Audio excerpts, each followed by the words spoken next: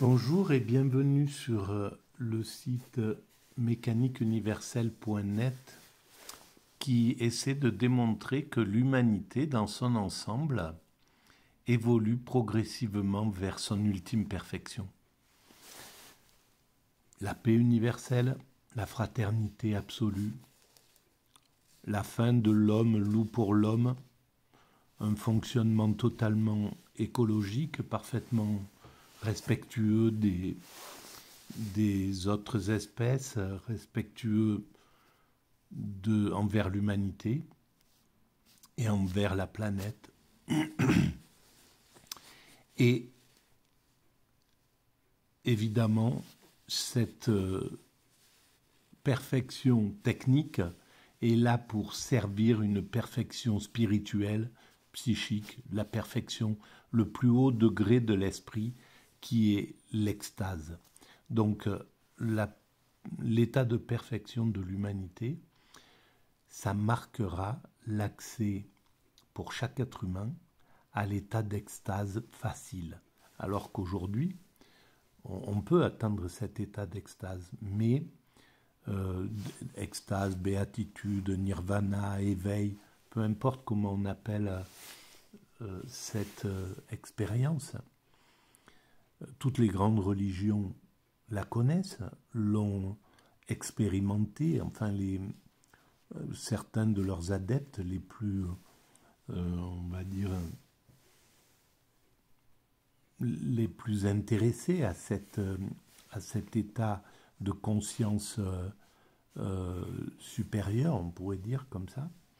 Donc ça fait partie de la tradition des grandes religions et même des religions ça fait partie des traditions de l'humanité.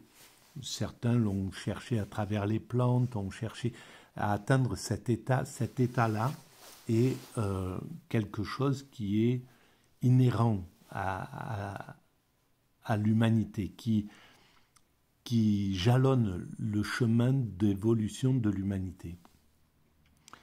Et donc, l'état de perfection, c'est la capacité pour chaque être humain d'expérimenter cet état d'extase, de nirvana, d'éveil, peu importe, de bonheur absolu, de souverain bien. Les Grecs ont parlé de ça, l'hindouisme parle de ça, le bouddhisme parle de ça, le soufisme parle de ça. Dans le judaïsme, on le retrouve à travers la Devekut. On retrouve ça dans le christianisme également, etc. Et donc, on va vers cet état d'ultime perfection. Et cet état, c'est en même temps, pour moi, la fusion avec le principe à l'origine de l'univers. Ce qui a créé cet univers et qui le constitue en fait. Cet univers est l'œuvre de quelque chose dont on ne peut rien dire. On ne peut pas savoir ce que c'est. En réalité, c'est impossible. C'est hors de notre portée pour l'instant. Peut-être que dans quelques siècles, quand nous aurons atteint cet état de perfection, qui prendra encore quelques siècles d'évolution, selon moi, eh bien peut-être que nous aurons trouvé les moyens de visualiser ce que c'est que ce principe créateur à l'origine de l'univers. Et donc ce principe créateur, non seulement a eu, on pourrait le dire comme ça, c'est pas le bon terme, mais l'intention de créer cet univers, l'intention de mettre en œuvre cet univers.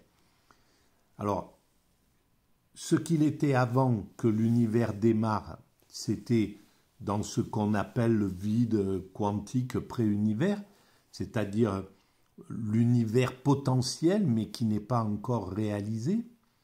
Ça, c'est le divin originel. Et puis à un moment, ce qu'on va appeler le Big Bang, au moment de cette concentration à cet endroit précis, ce divin donc ce divin immatériel va s'organiser pour, à partir de cette immatérialité, de créer la matière, de créer cet univers. Donc, les scientifiques tablent pour une sorte, aujourd'hui, ça va encore évoluer évidemment, tablent sur l'idée d'un point extrêmement chaud et puis voilà, une explosion et l'univers qui se répand, la matière qui se forme à partir de rien, à partir de ce vide donc, qui se forme, et c'est pour ça qu'on la retrouve vide quand on cherche à l'analyser dans sa profondeur, au CERN, dans les accélérateurs de particules, quand on va au cœur de la matière, de l'atome, qui constitue toute la création, eh bien on arrive au quartz, on arrive au boson de Higgs, on arrive à des choses qui n'ont plus de matérialité, qui ne sont plus que de l'énergie ou de la lumière. Voilà. Et donc ça c'est le divin en réalité, mais c'est aussi le divin sous la forme... le divin est immatériel avant l'univers, matériel c'est quand il s'est constitué en univers, où il a imaginé le temps, l'espace et le temps. Donc l'espace, quand l'univers s'est répandu, l'espace est apparu, le temps est apparu plus tard également, et le temps c'est ce qui nous permet, c'est donc une création de ce principe créateur qui permet cette évolution. Donc ce principe créateur voulait l'évolution, voulait l'expansion de l'univers, puis l'apparition de la Terre, puis l'évolution du vivant, l'apparition du vivant, l'évolution du vivant, et l'homme qui apparaît à un certain moment de cette évolution et qui développe une conscience bien particulière, une capacité d'engranger des connaissances, d'accumuler les connaissances, de les préserver, de réfléchir, de chercher à comprendre pourquoi il y a quelque chose plutôt que rien, pourquoi il y a cette création, comment elle est faite, qu'est-ce que c'est, qu'est-ce qu'il y avait à l'origine de l'univers, donc qui est là presque pour éclairer l'homme qui fait partie du divin, hein, puisque le divin c'est non seulement l'immatérialité avant la matière, donc la matière potentielle, mais qui n'existe pas, c'est l'univers quand la matière s'est construite et qu'elle apparaît, c'est également tout ce que comporte l'univers, c'est les planètes, le divin c'est les planètes, c'est la terre, c'est les arbres, l'eau, le ciel, les hommes, les animaux, etc. Donc tout est divin. Nous sommes inclus dans le divin. Nous faisons partie, nous sommes une partie de ce divin. Voilà. Et donc nous pouvons réaliser que nous sommes une partie de ce divin quand nous sommes dans l'état d'extase. Dans l'état d'extase, nous comprenons que nous sommes dans cet état divin et que nous sommes une partie de ce divin. Et c'est pour ça que les soufis, dans le soufisme, des soufis ont prononcé dans cet état d'extase « Je suis Dieu ». Et ils ont été condamnés pour ça d'ailleurs par les religieux classiques qui ne comprenaient pas ce qu'il voulait dire à travers ça. Et alors, voilà, ça c'est l'introduction à ce que nous allons écouter. Parce que cette nuit, j'ai écouté une émission qui m'a complètement subjugué, sur une personne que je ne connaissais pas. C'était dans les nuits de France Culture, et c'était au sujet de Hélène Cixous et la vision poétique des femmes. Alors, Je ne sais pas si c'est... J'ai cherché à retrouver, quand je me suis réveillé ce matin, j'ai cherché à retrouver le passage que j'ai entendu. Donc, Hélène Cixous, elle s'est intéressée à elle a fait de la poésie, elle s'est intéressée à l'art, elle s'est intéressée à la philosophie, etc. C'est très très intéressant. Je vous conseille d'aller écouter cette émission. Donc, les nuits de France Culture consacrées à Hélène Cixous. Et donc, je vais lancer la vidéo au passage que je pense avoir.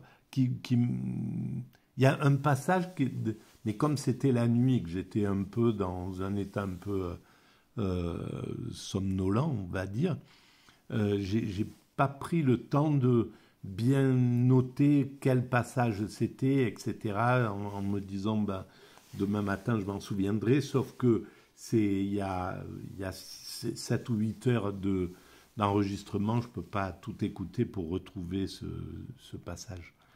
Alors, on va lancer, peut-être que c'est celui-là de passage, en tout cas, ça parle du divin. Et je crois que elle a fait un travail sur Beethoven et que je vais essayer de commander le livre. Ça m'intéresse vraiment. Alors, je ne sais pas si ça fait partie de ça. On va lancer l'audio. Hein. Le geste, justement, qu'il était à l'origine, quand je commence à écrire, c'est-à-dire un geste d'autodéfense. Mais c'est un geste qui commence et se poursuit, qui réinscrit, qui reprend et qui est porté plus loin, ailleurs, qui ne se perd pas, mais se diffuse comme ça dans un espace très vaste qui est un espace politique. Et en un certain sens, quand je disais tout à l'heure que c'est en rapport avec la scène de Dieu, ce n'est pas par hasard que effectivement j'ai pu écrire un texte comme Angst, qui est pour moi le texte final de cette mise en scène du meurtre de la femme, et que je l'ai écrit comme je l'ai écrit, c'est-à-dire vraiment à corps et à sang. Je ne pouvais l'écrire effectivement que dans la mesure où à la fois il conduisait hors de cette scène et il allait se poser, se porter dans un lieu qui sait la limite de cette scène et comment, avec des forces autres, dépasser cette limite, la faire voler. C'était une vraie chambre d'hôtel. J'ai ouvert la porte, je suis entrée, je me suis approchée de lui. J'ai oublié la peur, la mort, l'extérieur, le passé, la tempête, l'avenir. J'ai oublié mon histoire, mon origine, mon nom. Voilà. Pour moi, c'est comme un état d'extase, ce que ça me fait penser. C'est-à-dire, on oublie le passé, le futur, le nom, l'ego, enfin, toute cette dimension-là. Ça parle de ça pour moi. Mon existence a disparu. J'ai dû refermer la porte. Je n'avais plus rien à être. J'étais à un pas de Dieu, à peine. Il y a un pas dont... J'étais à un pas de Dieu à peine. Et c'est vraiment quand on fait l'expérience, quand on a fait l'expérience de l'extase, pour ceux qui l'ont fait, et ça arrive de façon accidentelle, évidemment on peut faire cette expérience de façon volontaire. C'est ce que font les ascètes, c'est ce que font les soufis, c'est ce que font les bouddhistes qui cherchent à atteindre cet état, les moines zen, etc. Donc ils contraignent leur pulsion, ils contraignent leur ego, ils anéantissent leur ego pour atteindre cet état. Et donc ils restent dans l'inaction face à rien, quoi, face au vide. Ils essayent de faire le vide et on le retrouve dans le zen par exemple. Et dans cet état-là, ils arrivent à atteindre cet état et donc le passé est aboli, le futur est aboli, ils sont dans un présent absolu. Et donc, cette proximité avec le divin. Où personne ne peut parler. Il y a une scène que l'écriture n'y suffirait pas. Tu peux tout écrire dans toutes les langues. Tous les livres sont écrits pour que la chose ne s'écrive pas. Je suis si près de la chose, je pourrais mettre la main dessus. Elle est dans la chambre. Tout est là. Le lit, la chaise, le téléphone, une rose, le temps des temps, toi-même, corps et âme, et Dieu tel qu'il a toujours été. Tu le vois. Tu vois tout. Rien n'est caché. Il y a tous les mots qu'il faut. Il manque l'écriture. Ce n'est pas moi qui échoue. 1000 fois, j'ai fait le nécessaire. J'ai fait tous les premiers pas. J'ai entamé la scène tous les jours depuis 10 ans. Mon corps s'est épuisé à la revivre. Mais tout s'est toujours arrêté devant le lit, comme si l'écriture avait eu honte de ses infirmités. Il me faudrait une autre écriture qui écrive après moi. Une écriture capable de comprendre ce qui s'est passé dans la chambre, sans devenir folle, elle aussi.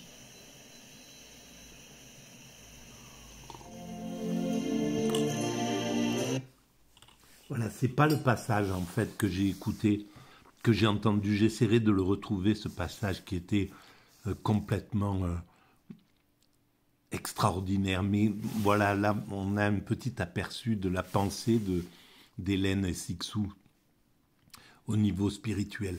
Et dans le passage que j'ai entendu cette nuit, il était question de nous sommes Dieu, l'idée que nous sommes divins, que on n'a jamais été aussi près du divin que nous ne le sommes. Et c'est ça en réalité.